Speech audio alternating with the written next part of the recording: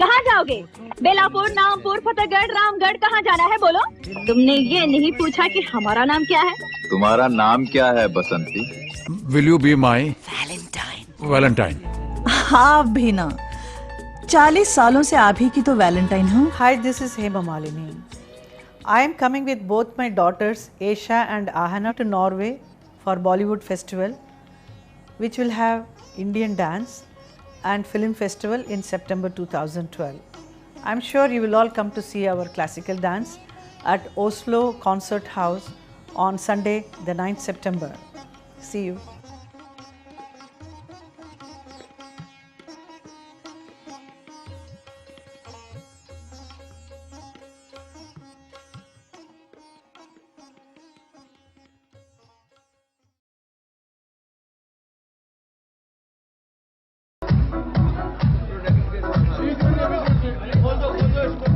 As you can all see, we are watching the right now. Everybody,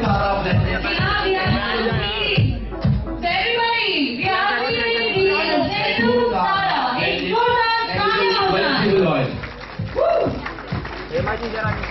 Ma'am, this side. Ma'am, this side. Madam.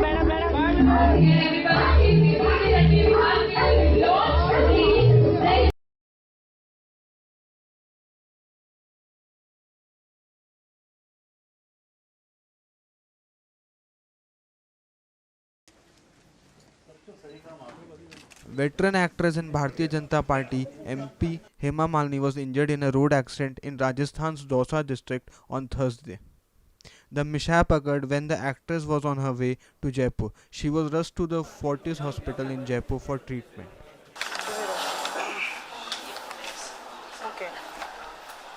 Powered by NNIS. Actor-politician Hema Malini's driver has been arrested after an accident last night in Rajasthan killed a child. The BJP leader's Mercedes was speeding and hit a Maruti Alto, leading to the death of a 4-year-old girl who was travelling with her parents. The girl's parents and another young child who were in the Alto have been hospitalized. Cops said Hema Malini's Mercedes was speeding. However, they said the driver of the Alto may not have been paying attention while entering the section of the highway where the collision took place. Rajasthan Chief Minister Vasundhara Raje tweeted, "Deeply saddened by the news of Dausa accident. I pray for the victims. We are making all efforts to provide immediate relief and medical care." Hema Malini, 66-year-old actor turned politician, was treated for minor injuries in a Jaipur hospital. Staff said she walked in unaided and received 4 stitches. Hema Malini represents Mathura constituency in parliament. Powered by NNIS. हमारे घरों में साबुन आता है, Lux, Lifebuoy, Liril, Rexona, Pears, Camay, Palmolive, Johnson and Johnson वगैरह वगैरह। ये सब साबुन क्यों खरीदते हैं? एक बार मैंने एक भाई से पूछा कि लक्स से क्यों नहाते हो? कहने लगा माधुरी दीक्षित कहती। एक दूसरे से पूछा कि तुम क्यों लगाते हो? कि हेमा मालिनी कहती। तो कभी माधुरी दीक्षित और हेमा मालिनी कुएं में गिरेंगे तो हम भी गिरेंगे। ये बेवकूफी मत करिए। और मैं शायद आपको मालूम नहीं है कि माधुरी दीक्षित की या हेमा मालिनी या कोई भी फिल्मी हीरोइन लक्स से नहीं नहाती, साबुन से नहीं नहाती। तो आप पूछेंगे मुझको कैसे मालूम?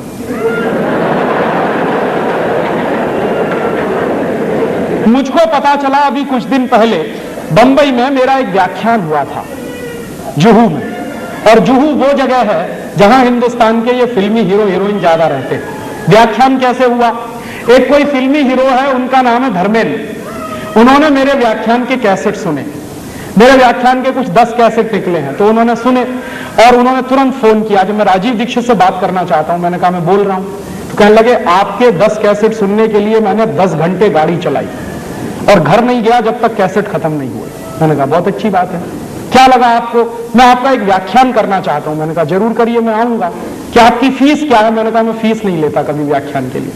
कहने लगा अच्छा फिर तो मुझे खुशी है, आप आइए। मैंने कहा जरूर आऊंगा, एक ही शर्त है कि जितने फिल्मी हीरो हीरोइन है उनको सबको बुलाइए ज्यादा से ज्यादा।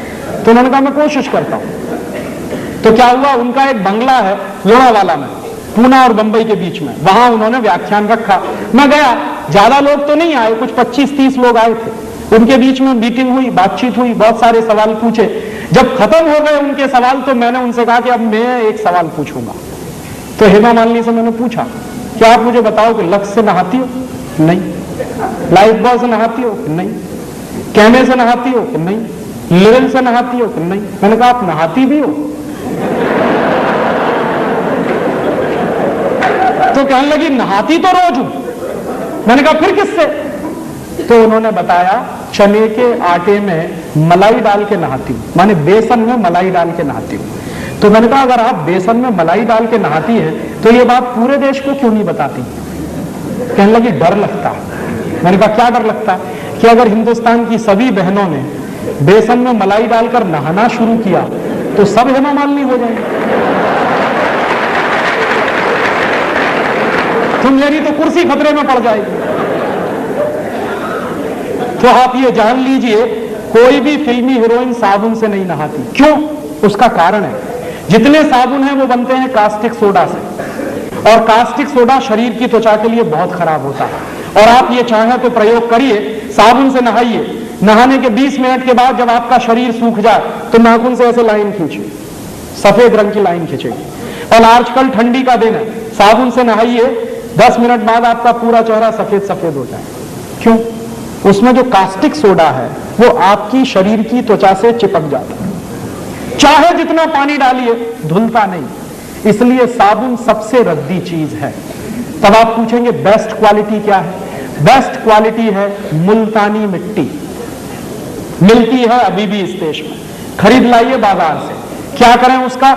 मुल्तानी मिट्टी को दही में डाल दीजिए रात को, या दही की ताक में डाल दीजिए, सवेरे तक एकदम मुलायम हो जाएगी। उसको पेस्ट बनाइए, शरीर पर ऐसे ही लगाइए जैसे साबुन लगाते हैं, और नहा लीजिए गर्म पानी से, एकदम फ्रेश हो जाएंगे आप। दूसरा तरीका, चने का आटा माने बेसन, उसमें मलाई मिलाइए, पेस्ट बनाइए, उसको रगड़िए और उससे नहाइए। तीसरा तरीका, आप जो है अपने घर में ले आइए मसूर की दाल का आटा, मसूर की दाल होती है उसको पिसवाइए, उसका आटा बनता है, उसमें शहद मिलाइए, मध मिलाइए और उसका पेस्ट बना के उससे शरीर को लगाइए और गर्म पानी से नहाइए, आपकी स्किन एकदम सॉफ्ट हो जाएगी। चौथा तरीका, मुल्तानी मिट्टी लीजिए, अरीठा का पाउडर लीजिए, शिकाकाई पाउडर लीजिए, तीनों को बराबर बराबर मात्रा में मिलाइए, डिब्बे में बंद करके रखिए। 1 साल तक इसका कुछ नहीं बिगड़ता। नहाने के 20 मिनट पहले 1 चम्मच पाउडर 1 गिलास पानी में डाल दीजिए और उस पानी से पहले सिर के बाल धो लीजिए, आपके बाल टूटना बंद हो जाएंगे। और फिर उसी पानी से शरीर से नहा लीजिए, आप कोई साबुन लगाने की कभी जरूरत ही महसूस नहीं होगी। और आपको मैं बताऊं सबसे अच्छा, आपके यहां अकोला में गाय के गोबर से एक साबुन बनता है, और गाय के गोबर से जो साबुन बनता है, पिछली बार मैं आया था यहां से खरीद के ले गया था और मैंने मेरे सब दोस्तों को बांटा, मैं भी नहाता हूं। मैं आपको सच बताऊं कि उस साबुन से नहाने के 10 मिनट के बाद शरीर में से खुशबू निकलती है। फिर एक दिन मैंने पुराने कुछ ग्रंथ खोजे तो मुझे पता चला कि हिंदुस्तान में जब यज्ञ किया जाता था तो किसी भी राजा को यज्ञ करने से पहले गोबर से स्नान करना जरूरी होता था। भगवान राम ने भी यही किया था। जब भगवान राम ने यज्ञ किया तो गोबर से स्नान किया था, तब यज्ञ करने के लिए बैठ पाए थे। तो शास्त्रों में इसका वर्णन है और गोबर से स्नान करना बहुत ऊंची बात है। आपके घर में अगर देसी गाय है तो उसके गोबर से आप सीधे स्नान कर सकते हैं, नहीं है तो आपके अकोला में बनता है इतना अच्छा साबुन, और अगर आप वो खरीदेंगे तो पैसा कहां जाएगा? अकोला का पैसा यही रहने वाला। और वो साबुन यहाँ के किसी गौशाला में बनता तो आपका दिया गया पैसा जाएगा कहां? गौशाला में जाने वाला। उस गौशाला को चलाने वाले कुछ भाइयों को रोजगार मिलेगा। और मेरी तो कल्पना है कि ऐसी गौशालाएं गांव-गांव, गली-गली, घर-घर में खुल जाए और उनमें से ये गोबर निकलेगा, साबुन भी बनेगा, दूध बनेगा, घी निकलेगा, क्या क्या नहीं होगा। पूरे हिंदुस्तान की अर्थव्यवस्था बदल सकती है। तो आप ये फालतू के साबुन खरीदना बंद करिए, मुल्तानी मिट्टी से नहाइए, अरीठा, शिकाकाई, मुल्तानी मिट्टी के पाउडर से नहाइए, या फिर चने के आटे से नहाइए, या फिर आपके गांव में जो गोरस का गोबर से साबुन बनता है उससे नहाइए। हिंदुस्तान का हर साल हम सैकड़ों करोड़ रुपया बचा सकते हैं। ये मेरा आपसे एक छोटा सा निवेदन है।